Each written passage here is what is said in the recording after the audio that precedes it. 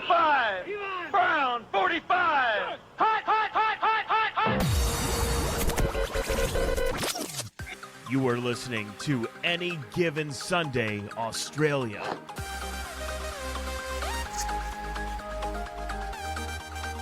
Yes, hello and welcome. It's actually the different one. Joining us now is a man that got to live out a dream that most of us could only ever imagine. Here we go. A Triple J product manager and the man who runs the Hottest 100, I'm led to believe, day by day, and a Rams fan by early morning, depending on when the game is actually playing. And lucky enough to call out a draft pick at the draft last year for the Rams, Mr. Max Quinn. How are you, mate? My friend, it's so nice to be here. Whereabouts is here for you? We're all down in Melbourne. Whereabouts are you, mate? Oh, so I'm in Sydney. I've been up in Sydney for a couple of years, but lived a few years in Northcote. And I was thinking about today, the last time that the Rams made a first-round pick. I was in my bed in Northcote in this terrible rundown brick house that we used to have. And I was 11:15 at night, and I saw that the Rams had traded for Jared Goff. And the distance that, if you had told me on that day that I would be not only living back in Sydney, but also years later coming off the back of a Rams selection for myself before they had made another first-round pick, wouldn't have believed you. They did trade their soul away, didn't they, by getting all those? Didn't they? But it's worked out all right. You got a Super Bowl, so you can't complain too much. No, yeah, Sorry. No. We will get into your experience. That's what we've got you on here today, to talk about the experience of going over and actually being a draft selector, I guess, a draft pick selector. But my first question for you is, I want to know, how did you get into the NFL? You know, did you grow up loving it? Was it something you just came across day to day, or how did you actually get into it, mate? The NFL was the first thing that I had that was actually mine, I think. When you grow up and you've got, whether it's Pokemon or whether it's footy or whatever, I don't know how I got into any of that stuff, but I have this really, really distinct memory of staying home from school one day, and it was the Super Bowl day. It just happened to be on SBS, and it was the year that the Rams lost to the Patriots. And so where I'm coming from at this time is, the Rams are these, underdogs who at the time obviously were the greatest show on turf. I had no idea. And Tom Brady, who really was the underdog on that day, I was like, I don't like you at all. And so the last 20 years of my football watching history have been effectively cursed, because I chose not the Tom Brady team, but instead the team that would go on to lose something like 15 years in a row consecutively after that. And then you got beaten when you got back there next again by Tom Brady. That's correct. Yes. What a sliding doors moment. You could have gone take the blue pill or the red pill. Yeah, I don't even know which one I took. I think I took what kind of person would be I'm taking the St. Louis, Missouri pill? That was my next question. Is obviously you followed them right back from the St. Louis days, and you just mentioned the greatest show on turf. Yeah. So from say 2003, I think I got Madden on the GameCube, maybe.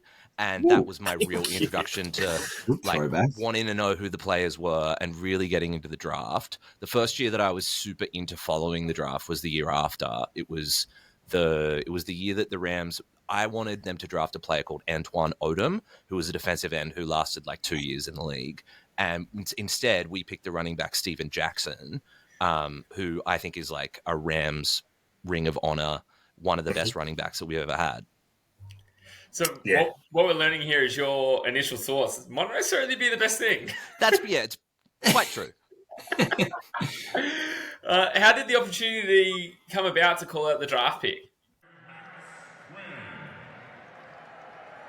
19 and a half hours on a plane to get here to you, Kansas City. My name is Max Quinn. I'm here representing the NFL in Australia and the Los Angeles Rams all around the world. It is my pleasure to let you know that with the 174th pick in the 2023 NFL Draft, the Los Angeles Rams select Warren McClendon, tackle, Georgia. Well, so I don't know if you saw the post that was on Instagram last year where it was like, we're looking for Australia's biggest Rams fan to fly to Kansas City and announce a draft pick for the Rams. And I looked at that initially and I thought it was a joke. I thought someone has put this here because I've been a fan of this team for more than 20 years. And not once in my life have I encountered another Australian Rams fan. It took me until about 6 weeks ago when I walked into the pub in a Rams jersey and the guy behind the counter was like, "Oh, I'm the biggest Rams fan." And I was like, "Bloke, I've got a thing to show you." I actually am. You know who I am. Yeah, so from there, it was like, they were like, you just need to write a thing and submit a photo. And so I got all of my Rams gear together. I let them know that, like, I've been moderating on Rams forums since I was a teenager. Like, my deep nerd Rams shit goes way back. And so I told them about that. And lo and behold, I got a call maybe 3 or 4 days later saying, we're pitching you to the Rams to say, do you want to come to Kansas City? And by the way, it's next week and can you fly? And I was like, whoa, yeah, yes, I can. And so they flew us from Sydney. By the way, my girlfriend got to come. The other thing about that is that we'd been together at that time for about a month. Crazy thing to ask someone to do. What are you doing next week? Would you like it to be Kansas City, watching and experiencing a sport that you have never watched before, and like taking in the phenomenon that is the NFL draft? I made her watch draft day before we left. I made her watch highlights from last year's or the year before's NFL draft. Yeah. Like we had about 4 days worth of cramming because she was a school teacher, and she like had to make sure it was the first week back of school term. She had to try and get all her stuff off. And so it was this mad scramble for about a week, being like, I think we're going to be in Kansas City in about 48 hours. And lo and behold, it comes true. There's a 16-hour layover in San Francisco where we're walking around all of the worst parts of San Francisco that I just like. It's not a place that I really have ever spent much time. And I posted on the Reddit, and I was like, where to go? Where should I go in San Francisco? And the internet led me astray for about 16 hours, which was really good for both of us. You can always trust the internet. Yeah, I should have known better. And we arrive in Kansas City at 1:00 in the morning on the day of the first round of the draft. Whoa. We sleep until midday. We get up, and then it's kind of go time. And it was such an immersive and all-in experience to be there in Kansas City, being like, that's Patrick Mahomes. That's Travis Kelce. And Travis Kelce doesn't know it yet, but in 3 months' time, he's going to be dating the most famous person in the world. Like, it was truly one of those pinch me kind of moments where you sit there and you go, I can't believe that I'm doing this. And my girlfriend also was sitting there being like, what is this? A month ago, I didn't know this bloke. Yeah. Having that play out in real time was really, really fun, particularly because, so we'll get to, like, I'm sure, I announced a pick for the Rams. It was super fun. At the end of the draft, at the 7th round, you're sitting in this section that's like sort of like the VIP section, as the people who have either like announced the picks, the super fans, and there's only a small handful of people who get to sit right up the front. And the handler for the Rams comes over and they're like, we need someone else to announce a Rams draft pick.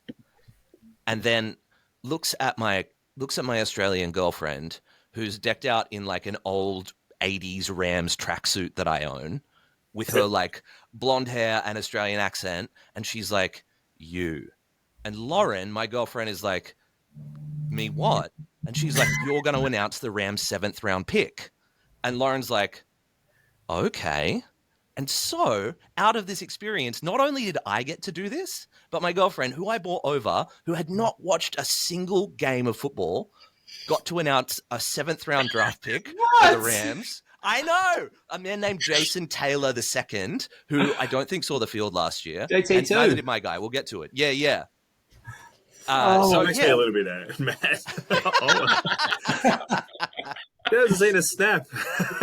I've dedicated my life to this sport. I know. And she's there being like, what if they find out Johnny on the They'll spot. never know. They'll never know. They will now. That is amazing. This story gets better. Obviously, the drafts, it's broken up into 3 days, kind of like you mentioned. And Yeah.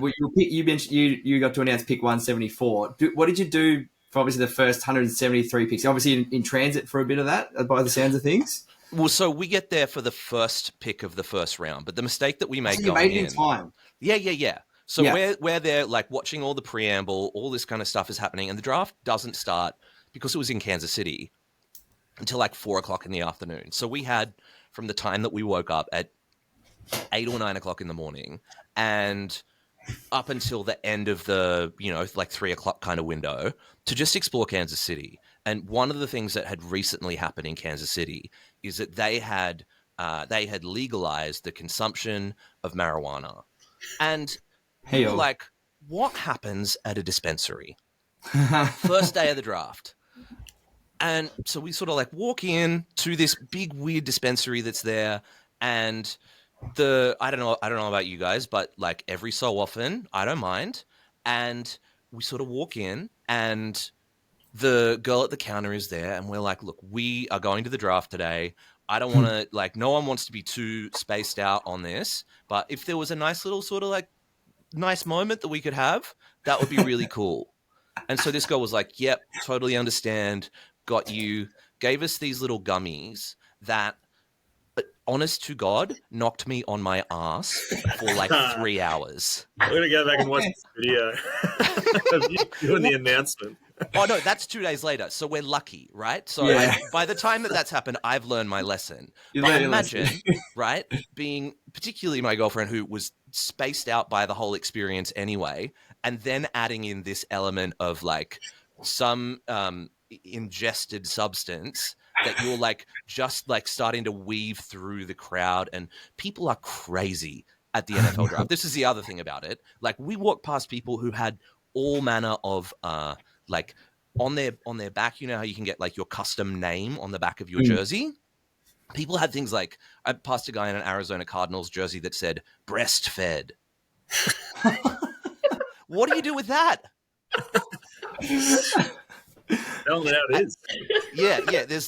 There's Touchdown Terry, and there's, like Mr. Prime, all kinds of different like custom jerseys. And then there's all of the people who have dressed up. And it's not just the, like you see on the sidelines in a game, and they'll flash to a guy who's wearing Speedos and he's painted his whole face in the Buffalo Bills colors and it's freezing cold. That's it, It's like, -2, yeah.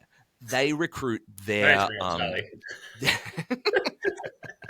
they recruit their biggest fans. So the people who are coming in are just the most extravagantly dressed and passionate fans of the teams. People in massive Chicago Bears bear costumes, and people dressed as Vikings, and everything that you could imagine. And we are sanctioned in like this fan section right up the front, in amongst all of them. It's me in my jersey, Lauren with me, and then just like pandemonium. It was I can't even describe to you that feeling of being like, what is this? But you're there for the entire 3 days, obviously. Yeah. So we're there for the 3 days. And so we get to watch the first round. And the thing that happens at the end of every night is that there's a concert. So the first round finishes and Fall Out Boy is on. So that was a great thing for us. Important band for me growing up. That at the end of the gig, we get to go up the front and we watch Fall Out Boy. And then you go home and you pretty much rinse and repeat for day 2. And it was fantastic. We saw the Rams make a couple more picks. We ended up at Guy Fieri's restaurant afterwards. It was so silly and so fun. On day 2, though. Yeah, didn't do that. No gummies. Yeah, no more of them. What about so leading into day 3? Like, were you nervous? Did you get much sleep the night before? Like, and then how did the day kind of look leading up to you getting to do the pick? Well, so there was a lot of anticipation about when it was going to happen in particular. So I was, I think, pretty fortunate in that my pick came around. Well, initially it was going to be number 100, which was Stetson Bennett, the quarterback from the Georgia Bulldogs the year before. And I think that there was some things going on with Stetson Bennett maybe at that time, and maybe some legal issues and stuff like that. Yeah. Stetson knew how to party.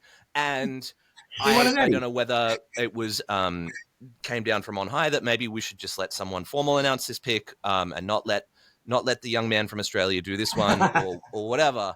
But so it ended up being like pushed back from 100 to somewhere in the 120s, and then the Rams traded that pick back, and I ended up at 174. So I at least knew, like, I had a couple of moments of go, no go, where you go backstage and there are a million handlers. And I've been a part, very fortunately in my career, of a lot of live events that we've put on through Triple J, massive radio broadcasts, things like Splendor in the Grass, backstage at things. I've never encountered anything quite to this scale. There was a handler for every instance of the journey. So like they would pull you to the side of the stage, and then they'd pass you off to a different handler who would pull you to the, like, where the picks are being calculated and coming in on this big, constantly updated Excel spreadsheet. And then I'll give that another go if you want. This big, constantly updated Excel spreadsheet. And the way that I would then be passed off to someone who'd be like, and now here's the name of the person. And then you'd sort of get intercepted on your way to the stage, and they'd be like, nope, sorry, traded the pick. And then you would just like get out of here. be jettisoned back out into the audience to just wait your turn again and again. The nice thing was that meant that I had that sense of momentum, and I knew that it was at the very least coming. My friend, Matt, who they brought over as the selector for the Eagles, we met him at the airport, and Matt was really having a good day that day. You know, I think he didn't pick until the 6th round. There was a lot of waiting time, and I don't know. I feel like he might have been a little bit nervous. In fact, I'm pretty sure he said that on the day. Yeah, there was a little bit of nervous energy, a little bit of courage consumed, and then was able to get out there and bang it out for the Eagles on the stage. But yeah, I felt like I was pretty lucky. The only mark of unluckiness that I will say is that, so I announced pick 174 for the Rams, and pick 177 was a man named Puka Nakua. Oh, spewing. Just by this much. But the guy that I got to pick, we have become friends on Instagram, and I've got this tattoo on my arm, 174. Yeah. So we went to LA on the way back, and my girlfriend and I just took a couple of days and spent time with friends and people in LA before we flew home. And I was like, you know what? Bugger it. Let's do it. And I went to a tattoo studio in LA that I'd been to before, and I got 174, and I sent it to this guy, Warren McClendon. And he was like, bro, that's so sick. And then he played one snap last year. So, swings and roundabouts. This could be the year. This could be the year. Yeah, I reckon. Did many people actually know, like, family-wise or friends-wise, that you were making the pick? Or did you just be like, send out a cheeky message, maybe just watch the draft today just for no particular reason? Yeah, I let my fantasy group know, and that was it. Just let my 12-team fantasy league know, which has like lots of my close football friends in it, and then was sort of like, because it all came together so quick that I thought, I'm going to tell my fantasy guys, tell my parents, obviously, and then let's just save the rest for the internet, Did all the fantasy dudes believe you initially? They were like, what do you mean? Yeah. No, you're not. Yeah. Yeah, like that exact. No, you aren't. And I was like, no, really. This is this man. Well, yeah. Watch it and find out. I'll be there. I knew exactly what you meant because I did apply for the Philly side of things. Oh, of course you did. Right. And I'm still sitting here and never got to do it. So right. Unbelievably jealous. How did you know what you were going to say? Like when you went up there, like obviously everyone who hasn't seen the clip will post it as part of this video and all that sort of stuff. How did you know exactly what you were going to say when you went up there? Because obviously you knocked it out of the park. Well, so one of the things is like the benefit of having done live radio before is that we get to go out across the country, and sometimes on Triple J it's to, maybe there's a million people listening, and that is its own unique kind of pressure, but you work out a way to form your words and talk while you're formulating your thoughts. Part of that also involves a great deal of preparation. And so I knew that I had some points of being like, I feel like they'll like it if I say that I flew 19 and a half hours to be here. I know that I want to say that I'm representing the NFL in Australia and the Rams around the Ego a world. little bit. Yeah. So you got those like points that you got to hit, but then I also wanted to feel it in the moment. And I don't know, that was the part where I like at a certain point, I feel like I just raised my arms and was like, what? I can't believe that this, that this part is happening to me. But yeah, there was an amount of prep involved. I will say that the difference is that you can see the audience. And I've never really properly experienced it to that scale where I've been the person doing the thing. And so I'm very fortunate that the video that I've been supplied by the NFL of me like announcing this pick is shot kind of from the waist up because my knees underneath that lectern. I was wondering where you're going with that. Yeah. Yeah, I was so excited about what was We're going to get to that. Very exciting time. Jeez. Well, to that, and I will say quickly, you do actually have a great radio voice, so kudos on that. But what was like the feeling and the energy when you walked off stage? Like, did you feel like you just won a grand final yourself, kind of thing? Like, I was just so pumped up. Yeah, that was the exact thing. Like, there was a handler who was following us around, and he was like, "How does it feel? How does it feel?" And I was just like, "That's how you do it." Like, I just felt like I was. I don't know. I felt like I was really in the moment and really, really enjoying it. And the nice thing was coming back around, and there were 350,000 people in the audience watching that day. Did you get like good feedback?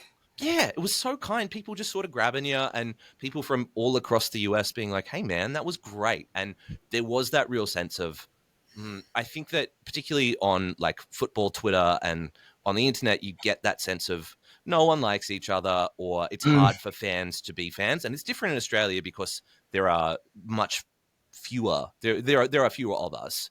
Yeah. But in the US, I feel like it's a little bit more acrimonious.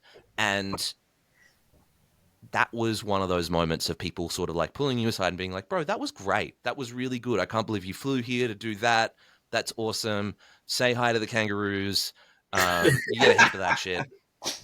But it was so good to get that nice feedback and to continue to, stay in touch with some of the people from the NFL since then and, start to continue to be a part of that community.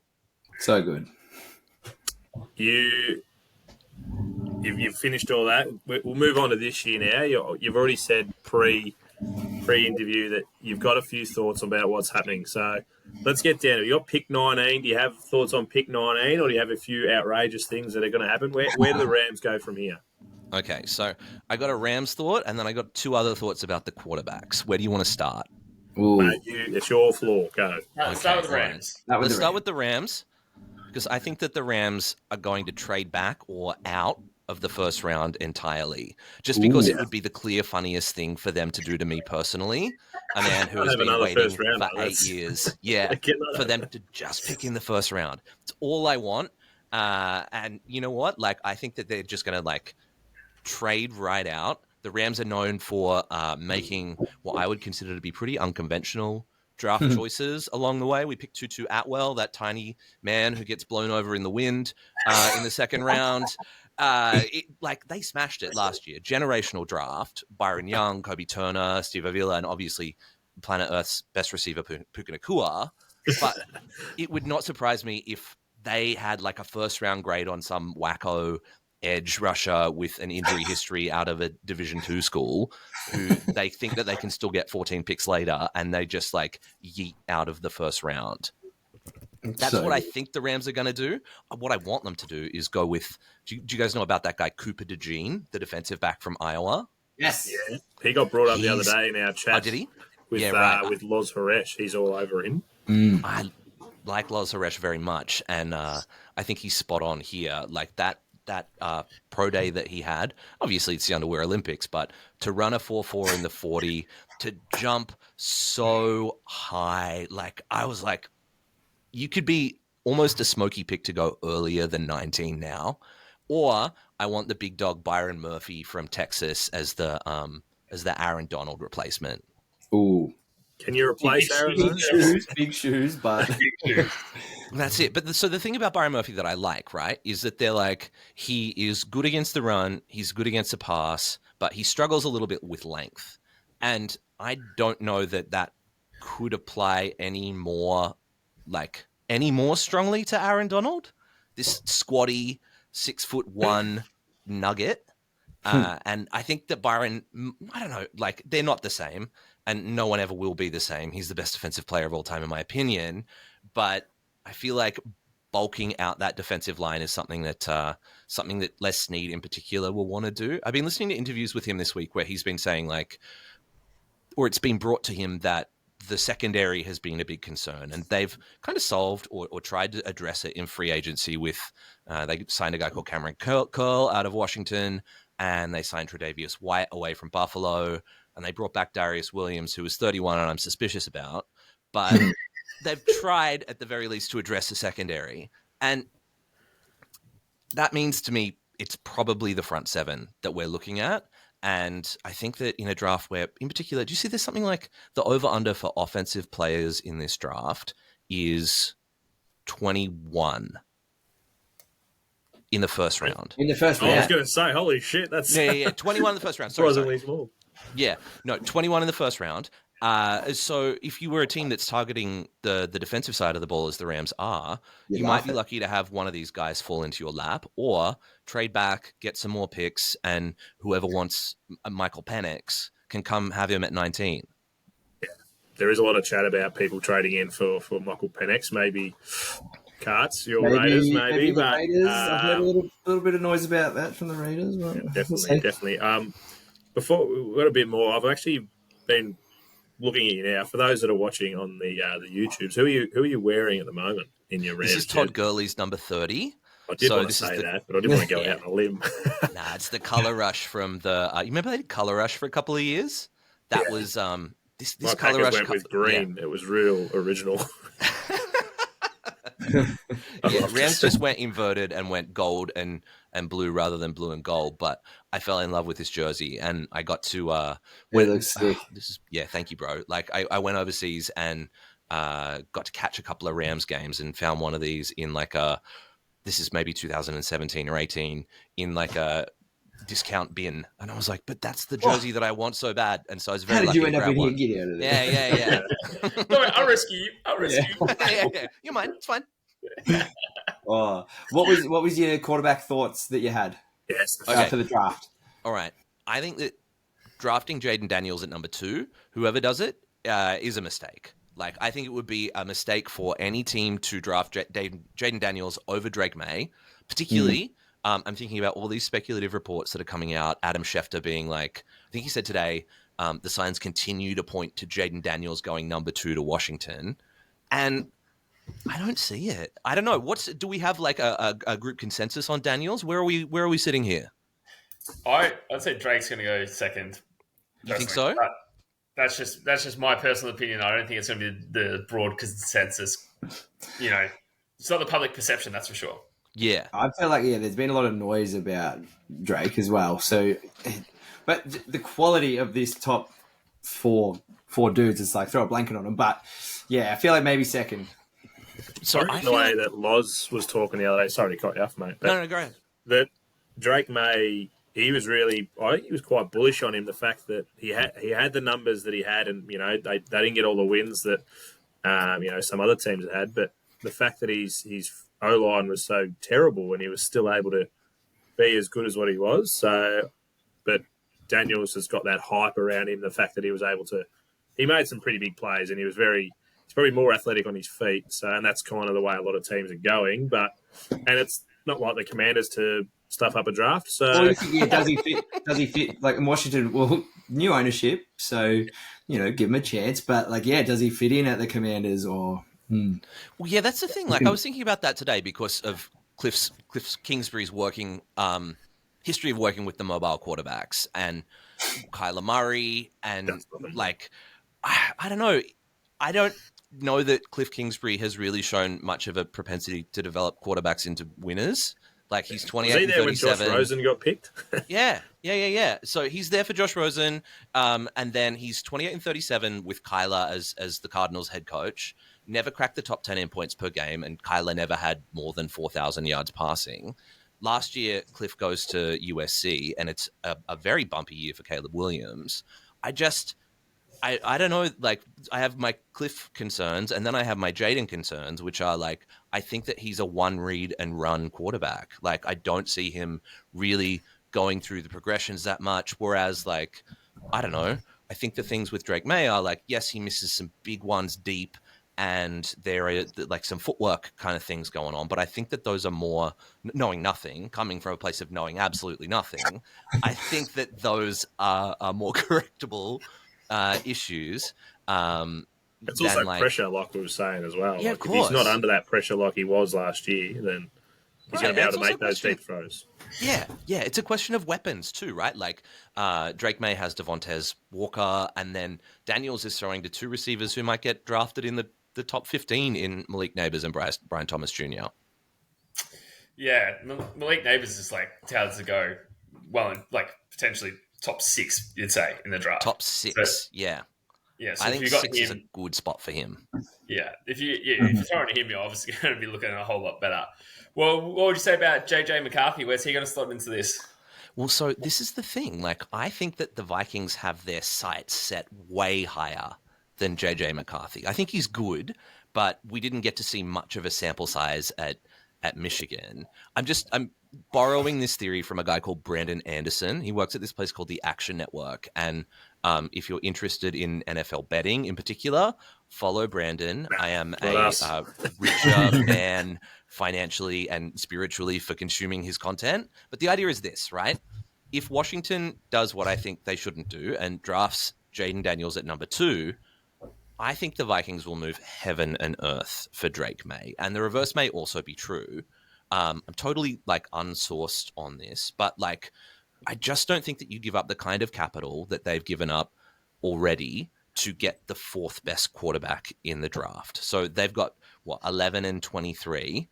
Yep. What does it take? An extra first, and then all of a sudden the Patriots are set up for years with like to create an environment that a quarterback could play in. I don't know. Like, I think that the Patriots are quarterback needy themselves as well. Yeah. So you're right; they're going to want a lot for it. So and so it's like, can Gerard Mayo and co talk? I'm blanking on the name of Is it Blank, the owner of the Patriots? No, that's the owner of the Falcons. Kraft. So like, can they talk Kraft into the idea that we need to build around this asset? Because I think that whoever the Patriots draft should probably sit anyway, because there's no offensive line and there's no wide receivers. So at least in my armchair GM shoes, I think that like I can't find, let me say, a Minnesota Vikings to draft Drake May bet on the market. But listener, at Max Quinn, wherever you get good social media, if you find one, I want a little taste of that action. I love the way you're thinking, though, because I don't know if you remember or how many of those gummies you consumed pre-round 1. Round 1 was electric, especially the start last year. So if we can have anything like that where, Will Anderson's going, who knows, and all those kind of things, like that's what we want. Oh, the Texans contingent were right next to us. And so they picked CJ and people were stoked about they've got a quarterback. But then when they traded back up with Arizona, to move up again, it was so good. They were beside themselves. Like, these people had just like Christmas had come. It was so good for them. So I think that what they've done in particular, moving back and adding Steph Diggs, this is setting up as a good year for the Texans. I want to test out another trade back up kind of conspiracy for you. And so we were talking about JJ McCarthy. Let's just say that happens, right? What happens to Marvin Harrison Jr. if the top 4 players are in some order of Caleb Williams, Drake May, Jaden Daniels, and McCarthy? Where does Marvin Harrison Jr. go? Well, are you saying who's got 5? You're saying in that the Cardinals are going to trade out? Yeah. Are you saying yeah. They're not drafting a quarterback. They're happy with Kyler Let's imagine Murray. a world where the Cardinals aren't drafting a quarterback, but instead of trading out as they did last year to get more picks to then trade back up sometime later and get the 3rd of the 3 wide receivers between Neighbors and Adunze and Marvin Harrison Jr. Do we think that Marvin Harrison Jr. just goes 5 overall? To the Chargers? Is he the best receiver, you reckon? I think he definitely is. Yeah, I think he's far and away the best wide receiver. But the thing that Jim Harbaugh keeps saying is that he's going to draft an offensive lineman at 5 overall. And if that happens, then what happens? Because we know that the Giants at number 6, all the smoke is that they like Malik Neighbors, the receiver that they're rumored to be highest on in the NFL draft. Might I also say that the odds of Marvin Harrison Jr. going 7 overall are 34-1.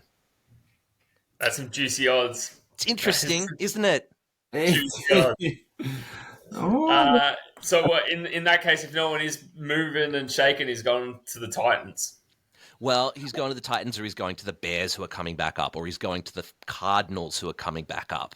I think that there's some sort of like a particular spiciness to the Bears and the Cardinals coming back from either 4 or the Bears at 9 then take Marvin Harrison at one of those 5, 6, 7 kind of positions. I think it'd be an elite move for the Bears to do something like that. So, like, everyone's got it. It's pretty much Caleb Williams is going to the Bears, right? He's He's number 1, he's gone. Sign the papers, sign the contracts, he's done. So for the Bears to then retrade back up, if they've got the possibility to somehow do whatever way they got a shaken deal to get there, to get Marvin Harris Jr. So then have like probably the top 2 prospects, because obviously everyone else is quarterback hungry. But as far as the top 2 prospects in the draft, it probably is Williams and Harrison Jr. If the Bears can pick up both of those, the Chicago fans are going to be screaming. I was going to say, think what that would do for the fan base. Like, just showing the intent of we're going out there, we're getting this done. That'd be huge. I think it'd be so good. Like, we know that Eberflus is a bit of a lame duck coach this year. Like, I'm just saying, like, there's a world where I like Chicago as a secondary destination for Marvin Harrison if the top 4 picks are all quarterbacks. Do you see? So we all think, well, we all agree that New England is quarterback needy, but like you just said, they're also receiver needy. Do you see them taking Marvin Harrison before a QB? Oh, now there's a wrinkle. What a pickle. I don't know. I haven't looked too far into next year's QBs. Is it worth saying, all right, if you're going to sit him anyway, do we go next year, try and trade up for what we see as a better QB, especially if you're saying those 2 that you think are going to go 1, 2, and, you know, Daniels is out there and you think he's probably not going to be, you know, they might say the same thing as you. He's not quite what we want to build around. Do we go receiver heavy this year and go build QB next year? Well, let me say to you, if Drake May is on the table, I think that you take him at 3, or you take the 2 first-round picks from Minnesota this year and then 2 more. Otherwise, it's no deal for me, because I think Drake May is that good. But at least from where I'm coming from, if you can't get, if you're in a situation where it is, say, Jaden or JJ, and you can't trade back, I would take Marvin Harrison. They've got Jacoby. He could Yeah, be serviceable enough for the year, and then, like you said, look to next year. He can do it. Good quarterback class next year. Yeah. Well, there you go. It's more wrinkles, and this is what we want to see on the day. It could be bloody exciting. Just on that, like who you reckon's going to make the biggest splash on the day? Let's say day 1. Who's going to make the biggest splash? the team that's going to make the biggest splash on day 1. Let me throw another Smokey into the wide receiver mix and say that the Buffalo Bills are going to trade up. Ooh. Don't I hate think this. that. What are they at now? You hate it? No, I don't hate that. Don't hate that at right. all. I Yeah, feel like okay, they need good. it. Yeah, I think they 28? need it too. They got 28 right now. Yeah. They have the extra second for Stephon Diggs next year, and they own, I think, all of their picks, and will have a bunch of comp picks next year coming through for all of the people who like Poyer and the myriad of defenders who have been cut or signed away this offseason. So I think that if there's a time to invest in Josh Allen's future in particular with a Roma Dunze or Malik Neighbors or Marvin Harrison Jr., whoever it is, this could be one of those like Julio Jones trades from the the early 2010s when the Falcons gave up all that to go and get Julio and be the guy with Matt Ryan and Roddy White. I like it. It makes sense, really. It's my from big what they've splash got, conspiracy theory. Yeah, what they've got and what they've lost this year, it would make sense to bring in someone who's going to be that generational, and get 4 or 5 years out of him before you have to pay him the big bucks, really. Right, exactly. Yeah, I think that could be a real move for them that would probably go a long way to solving a lot of the cap issues that they now have because they have to pay Josh Allen such a substantial part of their cap. I think it's like 15 or 20% is just Josh Allen next year. Yeah, that's going up though, so that's not not as much of a worry as it's going to be in the future. Mate, this draft chat has been absolutely elite. I don't want to take too much of your time, but I do want to know from you, how are the Rams going to go this year? And any other teams you think to look out for this year? I think the Rams are probably a wild card team again this year. If we had Aaron Donald on board, I would say maybe we challenge San Francisco for the division, but it's very, very hard to say. The team that I think are going to do so well next year, and they're a good team, but they fell off this year, the Cincinnati Bengals. And the reason why is because they've got the 4th place schedule, right? So they're injured, but they also play every other 4th place team in the division. So while the Ravens are duking it out with the 49ers and the Lions and all manner of whoever else, division winners, the Bengals get the Raiders, and I think they get the Chargers, and they get some real cellar dwellers. That's the heart, guys. I love it. Without even knowing, you've gone straight into this group banter, and you're straight in the Carter's heart. I love it. I was about to give you a big rap too, because we always talk about strength of schedule so important, and What have I done? Someone needs to explain this to me. Nah, I'm a Raiders nuffy. Well, that'll do it. Brilliant. It's brilliant. We love it. We love it. You're welcome back anytime, mate. No, you have been incredible to chat with, and I do think we need to get you back on either. I'd love to. Around the time of the draft in 2 weeks or post-draft, and we can go over it again. You do have a few things going for you as well. We mentioned that you're everything at Triple J and ABC, but you've got your own podcast as well. Just what else have you got by night? I've read on your Instagram, mate.